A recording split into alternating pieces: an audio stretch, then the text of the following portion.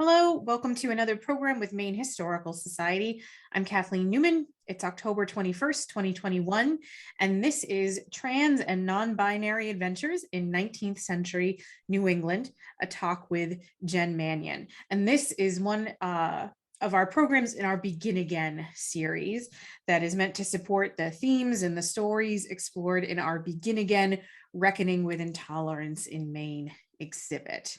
A little bit about our guest this evening. Jen is a professor of history and sexuality, women's and gender studies at Amherst College. She is a social and cultural historian whose work examines the role of gender and sexuality in American life.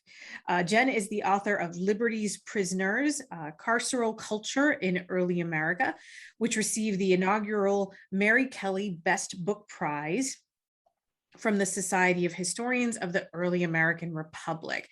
Jen's most recent book, Female Husbands, A Trans History, was a finalist for the OAH Lawrence Levine Award for the Best Book in U.S. Cultural History and recipient of the Best Book Prize by the British Association of Victorian Studies. And this research was supported by a grant from the National Endowment for the Humanities. Jen has published dozens of essays for popular and scholarly audiences and serves on the editorial boards of Amherst College Press, Early American Studies, the William and Mary Quarterly.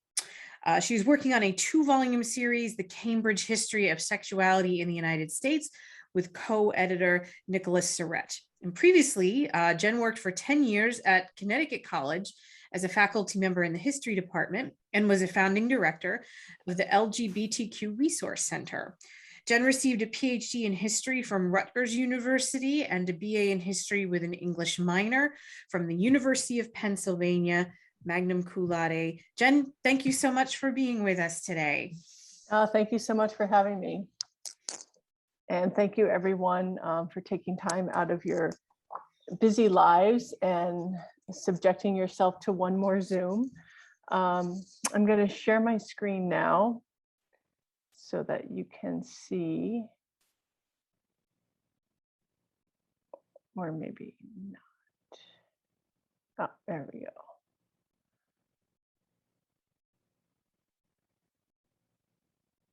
go. Okay.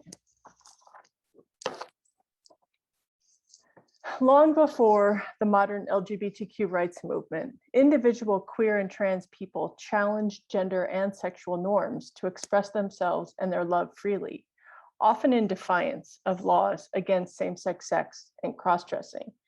This talk will focus on the lives and adventures of those assigned female at birth who embraced trans and non-binary gender expressions in 19th century New England, including so-called female husbands, female sailors, and female soldiers.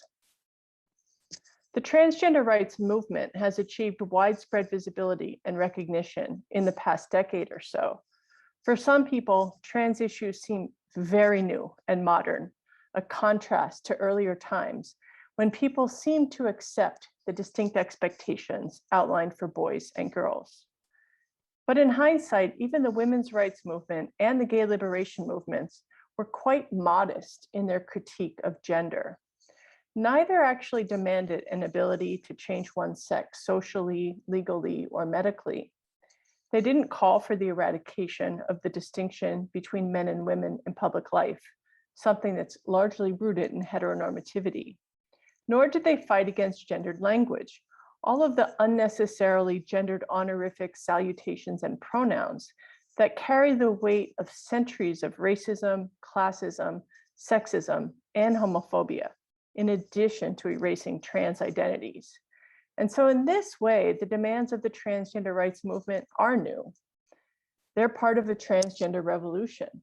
We are living in the wake of what some people call the transgender tipping point, in part due to highly visible trans celebrities featured here.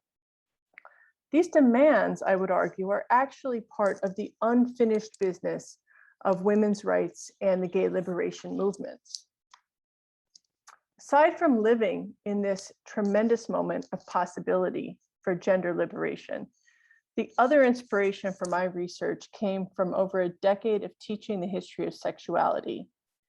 This field focuses on the turn of the 20th century, quite a bit, where female masculinity becomes the central signifier of homosexuality in women, right? So I'll say that again. Being gender nonconforming or masculine as a woman was decided to be the sign or indicator of homosexuality. So it was like they were equated. And this idea is at the heart of this term that was commonly used in the 1880s and 90s, sexual inversion, to describe these people. And so what I really wanted to get at was, well, what do people think of these people before this era, right? So female masculinity and others who were assigned female at birth, who transgender in different ways, but before it was associated with homosexuality. And so that's what a lot of my talk today will focus on. Transgender studies has revolutionized our understanding of sex and gender. Susan Stryker posits transgender as an action rather than a simple fixed identity. And in her definition is people move away from the gender that they were assigned at birth. This offers us an expansive view, and this idea has really paved the way for historical research. So when we say that someone transed or was transing gender, what we're really talking about is a process or a practice without claiming to understand what it meant to that person or asserting a fixed identity onto them. And so in this way, we can see that people move through life, they have an ever unfolding relationship with gender. We don't just simply move between two fixed binaries. Studying transing in the long ago past reveals that people took a wide range of paths in challenging gender. So there's no singular transgender past.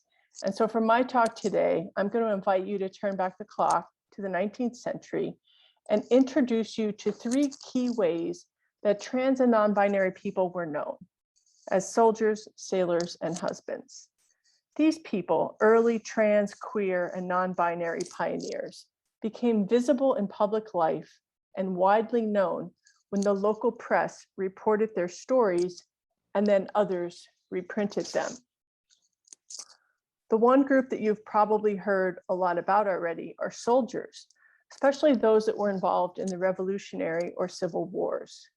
They were celebrated in their lifetimes to some extent and have been popular subjects for historians and writers. But the first famous US so-called female soldier is important because the storytelling of their life laid the foundation and set the tone for how transing gender was framed in the press.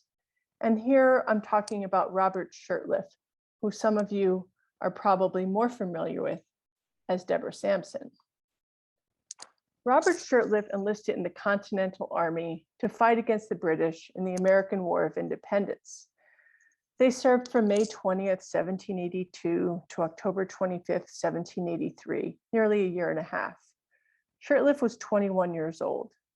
When news of the soon-to-be legendary female soldier broke in the US press in 1784, the account described someone who combined the best mental, emotional, and moral traits that were expected of both men and women. Notably, this soldier was only referred to as Robert Shurtleff. No woman's name was given.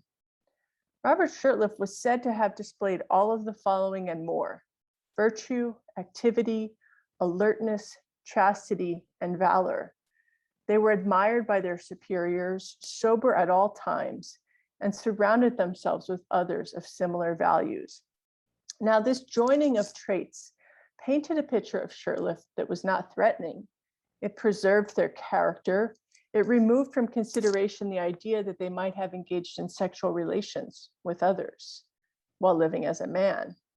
The fact that one person could embody the traits most highly regarded for both men and women presented a new model for the new nation. Love of country was more important than marriage, as Shurtleff was said to have joined the military in part to escape an unwanted marriage. Underlying this desire, however, were feelings of patriotism They were, quote, warmly attached to the cause of their country. And so in this way, American independence is about independence from the burdens of womanhood generally, and marriage in particular. Many years later, Shurtleff was living in Sharon, Massachusetts, under the name Deborah Sampson Gannett, and married to Benjamin Gannett, and parent of 3 children. Their farming family of 5 lived on the edge of poverty. When writer Herman Mann approached them with an offer to write the biography, the profits were too enticing for them to ignore. And so with the publication of the Female Review, Robert Shurtleff took a back seat in the public eye to their other persona, Deborah Sampson. The full color front piece featured the protagonist as we might expect them to appear on the farm in Sharon, with long hair, rosy cheeks, and wearing a dress with some frills, not as the male presenting soldier enlisted, or who I have up here for you on this slide, which this image is unfortunately undated, which drives me crazy. So I can't understand the context in which it was created and circulated. A different tone about Shurtleff was taken by Elizabeth Elliott in her biographical book, The Women of the American Revolution. Elliott's account encouraged her readers to think through just exactly how someone assigned female could live as a man. It was noted that Shurtleff was, quote, tall for a woman, and someone who, quote, might have been called handsome. They carried themselves in, quote, a manner calculated to inspire confidence. But where did this stature and confidence come from? The author notes that someone who was, quote, delicately nurtured as a typical woman at the time would never have had the physical or mental strength to endure the life of a soldier. Rather, it was through a childhood spent working on a farm that Shurtleff, quote, acquired unusual vigor of constitution. It helped them develop a body that was not only robust, but of, quote, her words, not mine, masculine strength. The gendered conventions of elite society that rendered so many women physically weak were a result of socialization. As a poor laboring person, Shurtleff developed a physicality on par with any man, at least that of an average soldier at the time. And so these circumstances surrounding Shurtleff's transing, war, and then heterosexual marriage made their gender crossing the least threatening of all the gender crossers. It also made their brief experience living as a man seem inconsequential, which we are now reevaluating. Some of you may be familiar with the historical fiction about Shurtleff by Alex Myers called Revolutionary and pictured here. It's actually a very compelling read that explores Shurtleff as a trans figure and has a slightly different take than the way I write about them in my book. Moving on, newspapers played a crucial role in the circulation of information about female husbands, soldiers, and sailors. They reported on a wide variety of local, regional, and even international news. The public life of print culture was expansive. People shared copies of papers and read stories aloud in pubs, coffee houses, reading circles, boarding houses, boarding schools, shop floors, and lending libraries. By printing news of these trans and non-binary adventurers, the press asserted the inclusion of this group in civil society. And I can't say enough how important these accounts are in the press to our recovering of this really vital and exciting queer and trans past that has not been written about that much before.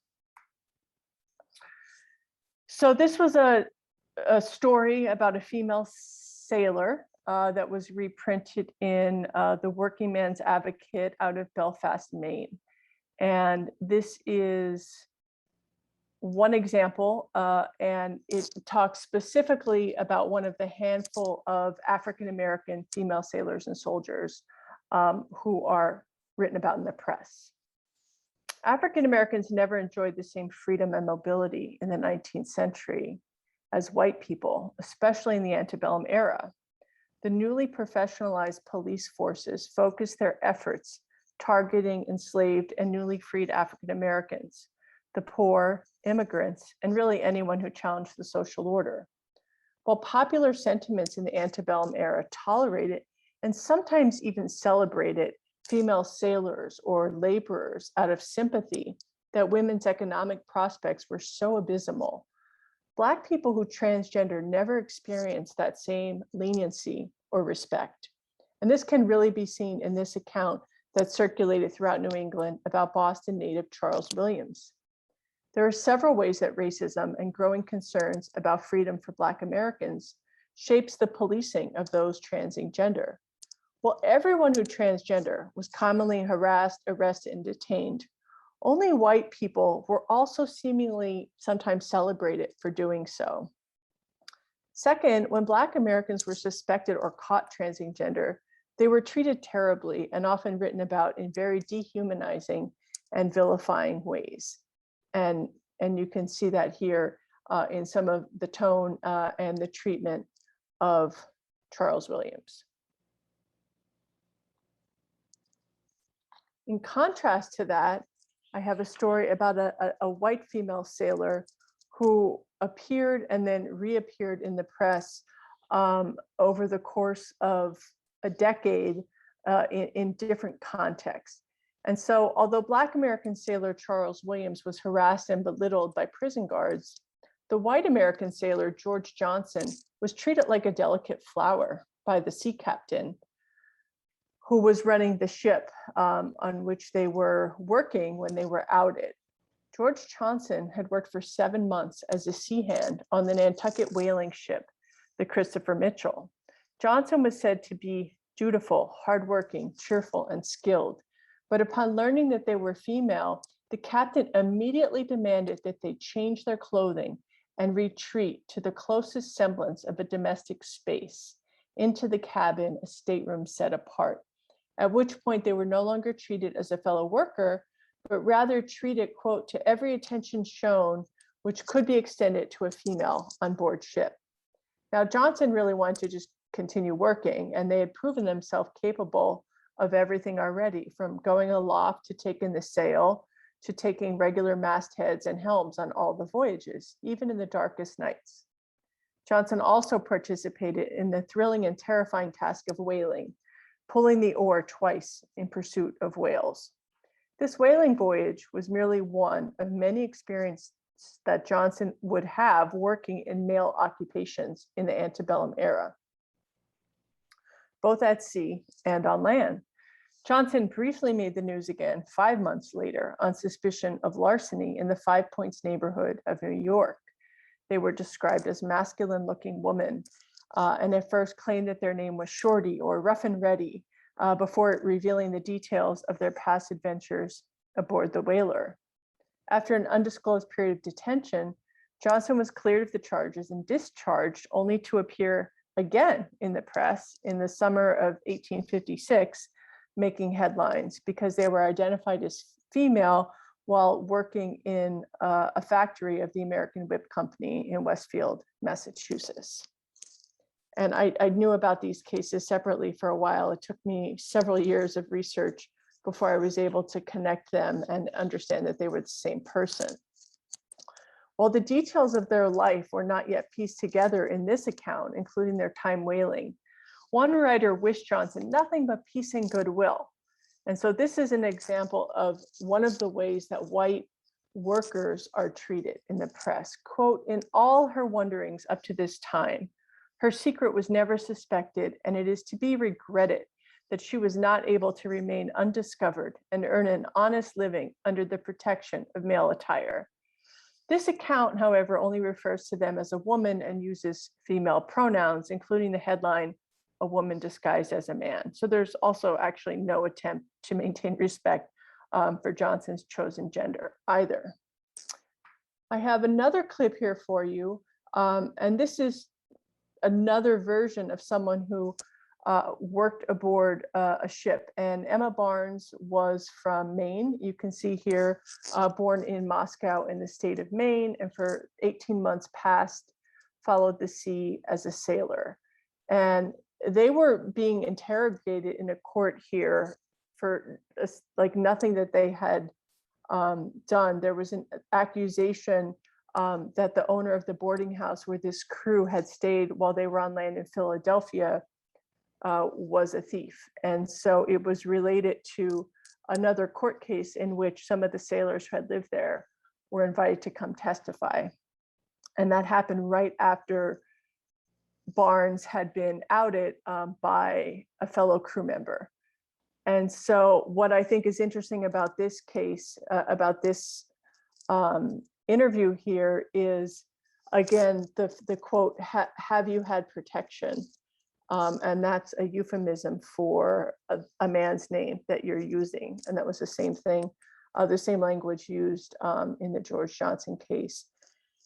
And then at the end here is an example of, sort of like one of the ways that some of these, many of these female sailors, soldiers, and husbands kind of play around and manipulate people who are trying to get to the bottom of, what is your gender really? What is your sex really? Who are you? That people are very seldom willing to give straightforward answers. And so the judge in this case said, are you really a woman? And because in this case, Stewart, AKA Barnes, said, I suppose I am. The judge followed up and said, well, that is not a direct answer. Are you a woman or not? And so you see that kind of assertion in a lot of these cases between sometimes a police officer, a member of the court, and someone who was detained or being interrogated for transing gender.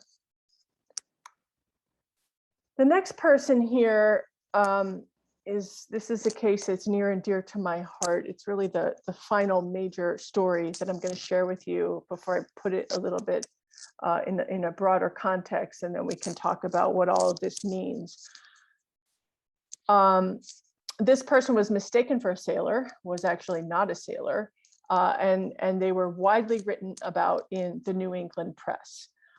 They were actually became the first widely known and written about so-called female husband in the US. So female husband was a really popular category in the UK starting in 1746, and then it really starts to die out in the 1830s and 1840s, just as it begins to be used and pick up momentum in the US press. And so I'm just gonna, the arrows to explain that this couple, their names are really George Wilson and Elizabeth Cummins, and I know that because I found their marriage license in the UK. But in this story, and this is often the case, they give a fake name or a pseudonym in the original telling of the story. So I'm just going to tell you a little bit about some of the details of this case and how it unfolded. One summer night in 1836, a policeman walked his beat through the streets of the Lower East Side in New York City. He thought he stumbled upon a drunken sailor sprawled across the sidewalk and not far from City Hall. This person, however, belonged to the rapidly expanding class of factory workers, attracted by the promise of wage work and regular meals. Officer Collins brought the fallen man to this station in a cart. At some point, Collins realized the person was not a sailor and suspected that they were not a man either. The drunken laborer was Scottish immigrant George Wilson. Wilson was found just blocks from the factory on Water Street, where they worked making fur caps for Joseph Barron. Wilson and their wife, Elizabeth, had been married for 15 years prior to this incident. While detaining Wilson, the police interrogated Elizabeth about their relationship and her husband's gender. Under these very stressful and possibly violent conditions, Elizabeth said that she married Wilson, quote, thinking him at the time to be a male, and only learned, quote, the prisoner's real sex once they were on a ship in the middle of the Atlantic heading for America. Don't try this at home. Despite this, or perhaps because of it, Elizabeth noted, and newspapers reported, quote, they have continued to live and labor together as man and wife in harmony and love, end quote.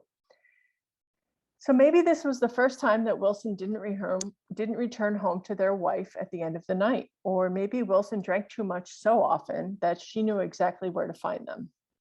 Masculinity was increasingly contested in antebellum America.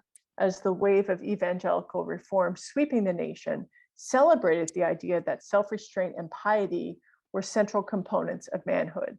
But older notions persisted, including ideas that aggression, drunkenness, sexual excess, and neglect of one's home life defined working class manhood.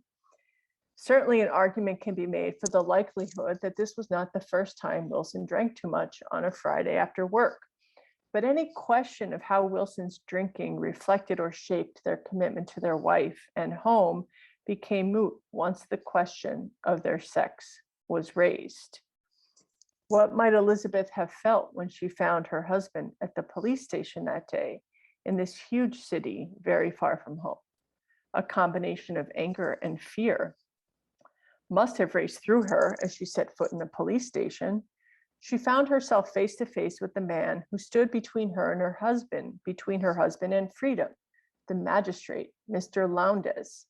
The magistrate told Elizabeth that he knew her husband was female. One account portrayed her as angry and disinterested, seeking to distance herself from the situation and leave her husband there.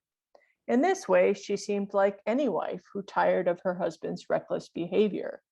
A different account, however, and this one was less widely circulated, portrayed Elizabeth as concerned, reasonable, caring, and cooperative.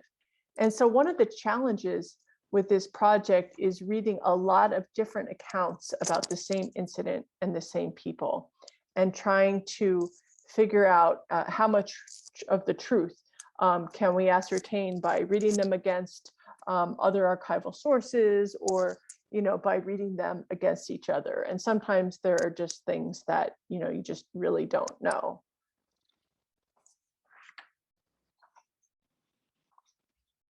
And this is an image from the same era of a series of working occupations. Someone who works as a hat maker in New York City. And that's what Wilson did. So I don't have actual pictures of them. So this is just kind of one way to get some insight into one piece of what their life was like. The other question that was the most pressing for readers of William's story was how, when, and why they took their first step in becoming a man. Newspapers reported several different versions of the particulars of their early years, but the broad contours were rather consistent. All agreed that George Wilson was born in Liverpool to Scottish parents, and that it was back in Scotland around the age of 12 that they assumed the attire and identity of a boy. For some reason, death, remarriage, disagreement, or bullying, George escaped the control or care of relatives and made himself into a boy. In the most widely circulated story, it simply states that their parents died while they were young, inspiring Wilson to move to Scotland, the land of their parents' birth, around the age of 12. But by all accounts, George was convincingly male their entire life. James Cummins, their wife Elizabeth's father, not only worked alongside George in factories and blessed their marriage, but also came to live with them in America. Later, Wilson claimed they, quote, slept with and worked among males and had never been suspected. Even under this stressful situation at the police station, Wilson was described as, quote, perfectly at ease and, quote, perpetually taking snuff. Living as a man for 18 years made them into more of a man.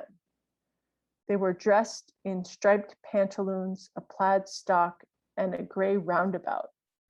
There was really not that much discussion about their gendered embodiment in these accounts, which is sometimes the case where readers or police or writers or other people become obsessed with trying to emphasize the way that the female husband, sailor, or soldier didn't seem like manly enough, and wondered how they were able to pass as a man and live as a man for so long. That's not the case for Wilson. That was never the question. And so, as I said at the start of this discussion, Wilson was the first designated female husband who was found living in the United States. And now, female husband was a term used to describe someone who was assigned female at birth, who transgender, and who lived as a man.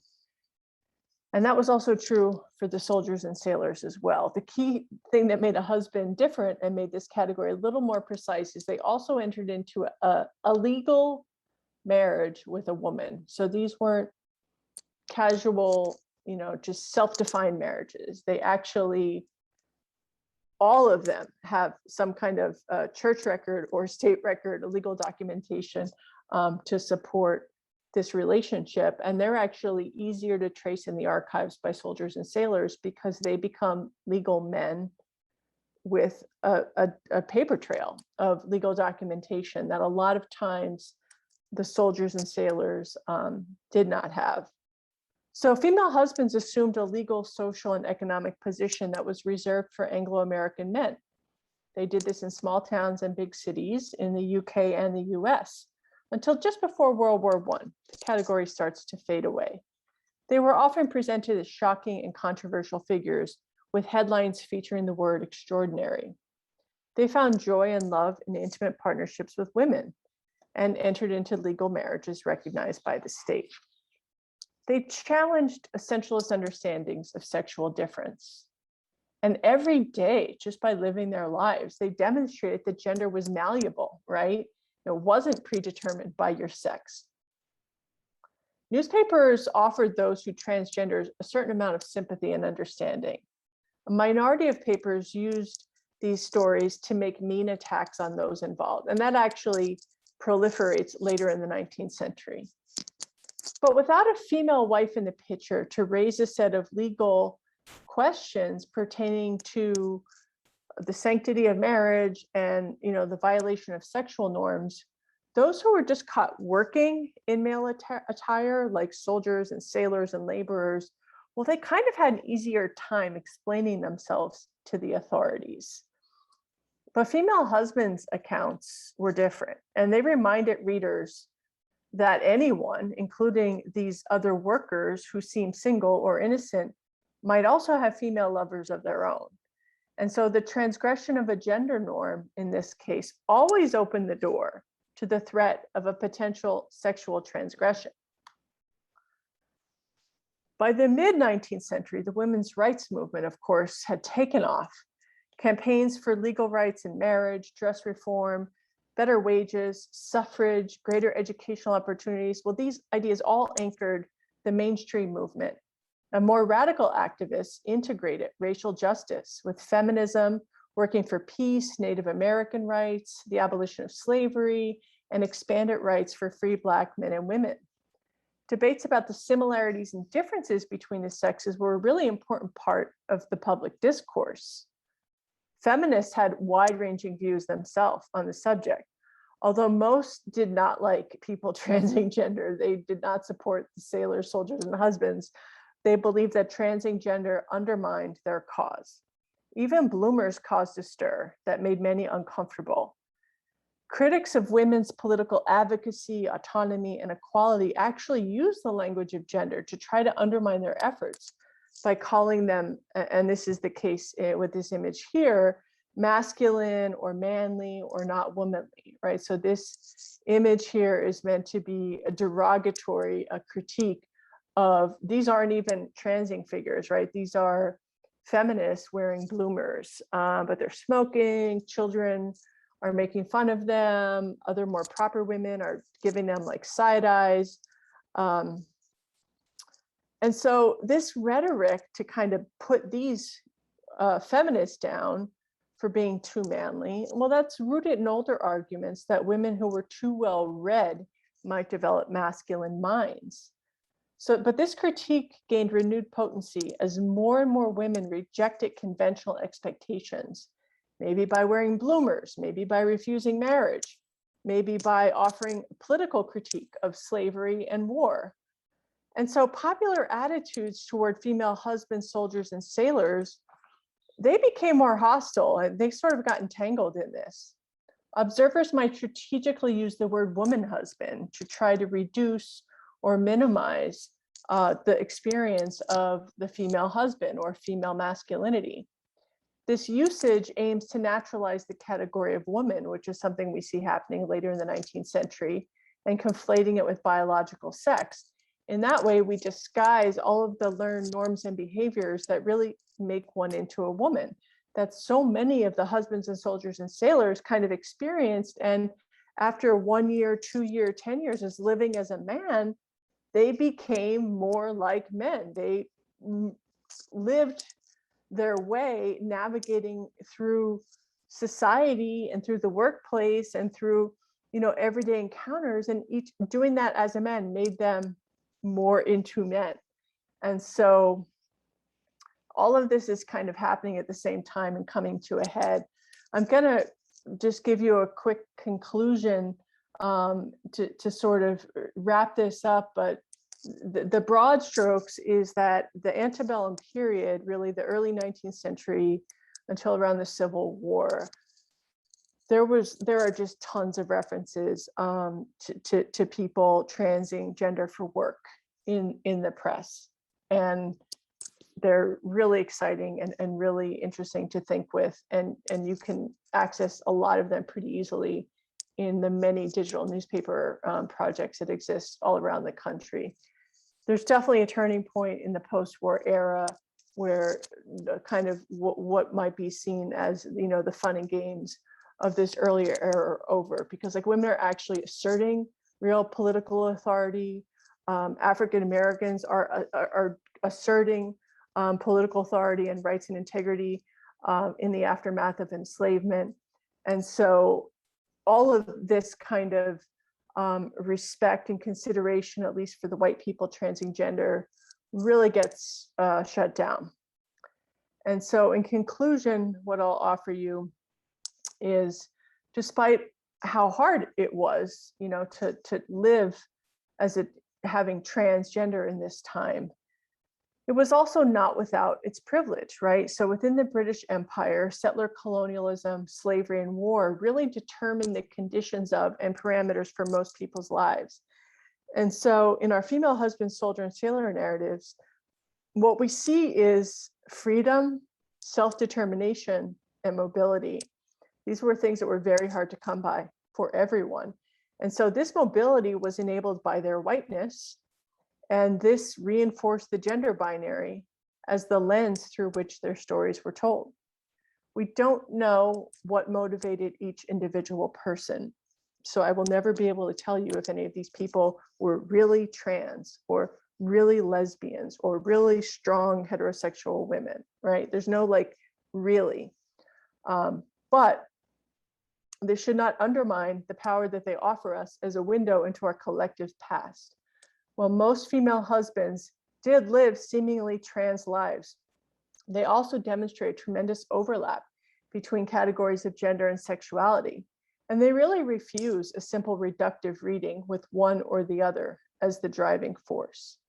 These accounts, like our lives, are marked by resilience, love, and joy, and also vulnerability, loneliness, and conflict. Female husbands, soldiers, and sailors lived extraordinary lives. This history has been written, and it will not be erased. This window into the queer and trans past is true, and it belongs to all of us. Thank you. Thank you so much, Jen. It was really interesting. I'm going to start us off with the questions.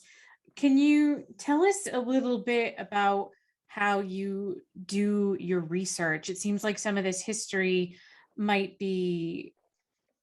might have to read between the lines on things to find information.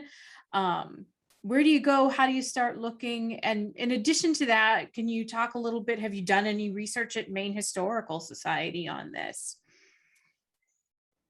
Yeah, so, I spent some time at Maine Historical, I don't even remember when, 2018, 2017, and you have lots of local court and jail records, which are amazing. And I spent a lot of time with them. And, there's a lot of this story is at the local level, with police and jail. It's kind of like low-level offenses is where people get brought into the system. The challenge is the way offenses are described in these records, you would never know what it was. So it's like Okay. vagrancy and disorderly conduct. So I probably have some Excel spreadsheets with like hundreds of people and I haven't known what to do with it, who are, charged with vagrancy or disorderly conduct. Any of them, it can be sex work, it could be petty theft, it could be drinking, it could be cursing, it could be transgender, and so, I think kind of like one of my I did try to do this a little bit and failed. So one of the things that I do is you get all this stuff from the newspapers because it's so easy with digital newspapers, and you try to then, cross them in an actual Maine Historical Society, in the records. So I did that and failed, with kind of all of my cases that I had. And it's not because it's not there or they weren't real. It's because if you're tracking people who are legally women and have women's names, forget it. I mean, first of all, they don't have occupations, they don't have tax records, they lose their name when they're married. I mean, there's just like a million ways that those people are not like present in the archive or are harder to find, and you can get, less detail about them when you find them. And then the other thing is just the way, it's really about the strength and expansion of the carceral state and how it, it's just so powerful in regulating minor interpersonal, things that really should not be crimes. And they're not. I mean, so the thing is, cross-dressing was not a crime.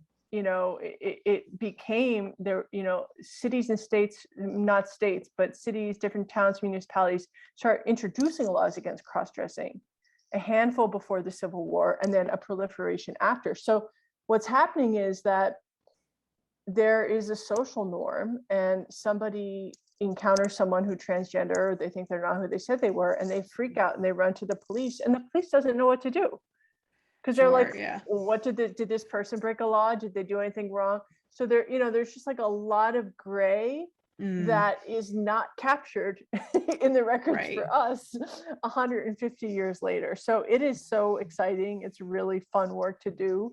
And sometimes it is really challenging. And it's the newspapers have opened up this door, but we do still need, traditional, manuscripts and legal records and, all the town records, the kind of things that are, a part of the heart of a collection, right, of state historical societies, in addition to printed materials and pop culture. Like, we do need that stuff to really verify and draw out, the detail and the longer durée of someone's life. You talked about how this is sometimes, it's certainly easier for and sometimes celebrated when a white person does this historically, but that's not the case for people of color. Can you shed a little more light on that, like as to why or what we know? I'm sorry, I just made the mistake of looking into the chat myself. Oh. And so I thought, should I be looking at these questions? So I missed you. I'm not going to look at the chat. I'm going to take them from you. Could you repeat that question? Sure. So you mentioned how this is sometimes an easier transition, or sometimes even a celebrated transition for a white person to do, but that's not the case for people of color. Can you shed a little more light as to why? Yeah. I mean, there's a lot going on. And so, in antebellum America, it's, slavery is still, the way. And so all African Americans in public are treated as suspect, period, full stop, right? And so as people maybe who escaped enslavement, or people who are,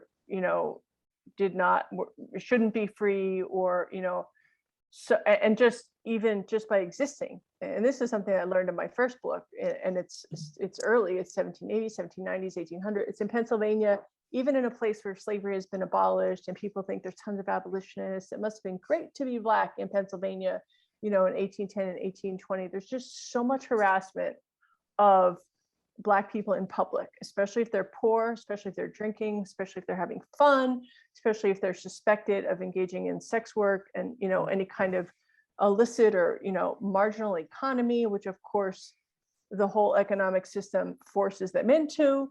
So it's, on the one hand, just like being Black in public in an American city, in the antebellum era is itself, right, a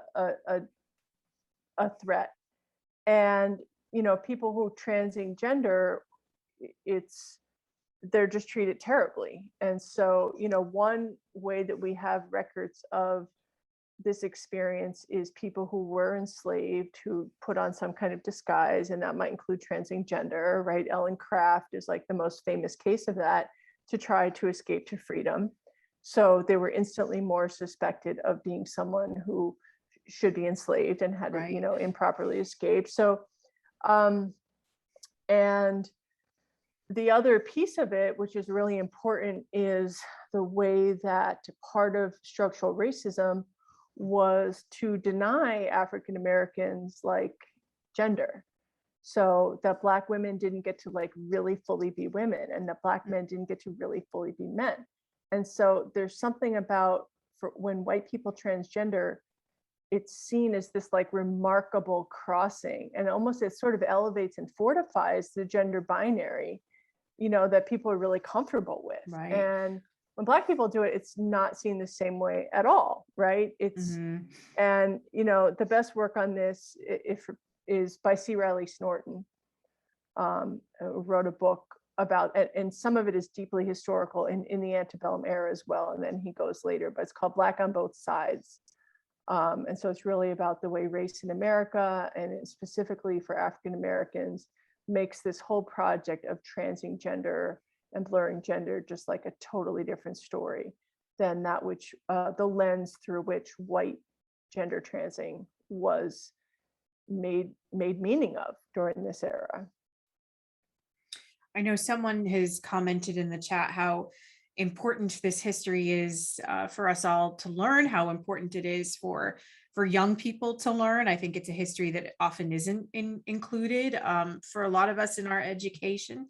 And I know, Jen, you were very helpful to Maine Historical Society in helping us putting together a lesson on the LGBTQ community and history in Maine that's available now through our database, Maine Memory Network.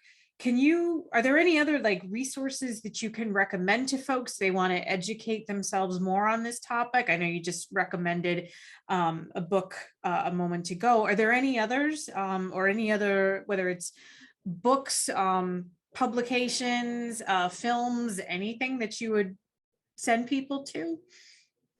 On trans history in general? Yeah. Yeah. Well, one of the pioneering documentaries, which is usually available on one of the mainstreaming platforms, is called Screaming Queens. Screaming Queens. And that was also done by Susan Stryker, who is, hands down, the pioneer leader of this field, who,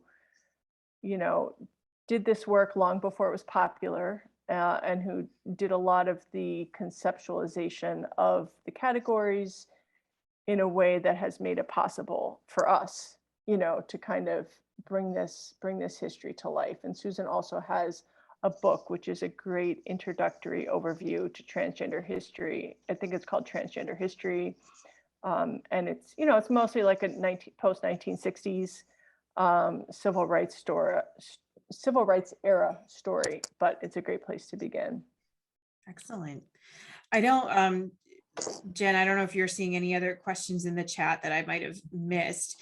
But while you take a look, I'm just going to remind folks too that this program is a part of a series of programs we're doing for Begin Again. If you haven't had a chance to visit the Begin Again exhibit at Maine Historical Society, we're open Wednesday through Saturday, and the exhibit will be up through December 31st. You can visit mainhistory.org to buy tickets in advance. And if you can't see the exhibit in person, or if you see it in person, but you want to review some of the material, you can also see the exhibit, a 2D and a 3D version on our website. So if you haven't had a chance to visit, I would encourage you to choose one of those avenues. I know someone's asking now, are there any examples of men transing as women during this period of time? So there's a little bit of work in Peter Boag's book.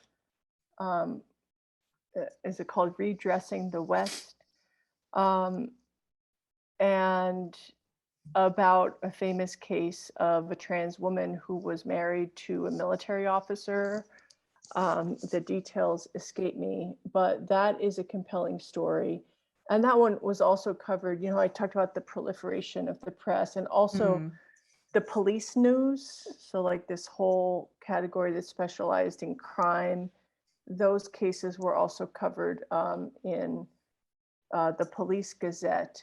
I focused all of my research in my book on people assigned female who lived as men, but Jesse Baker, who finished a dissertation, a PhD a couple years ago at Rutgers, um, cast a wider net. And I know I saw do a presentation with some really compelling accounts from the 19th century of trans women, and really playing around and negotiating with this idea around work and profit, right? And kind of, because of course, one of the first questions is why would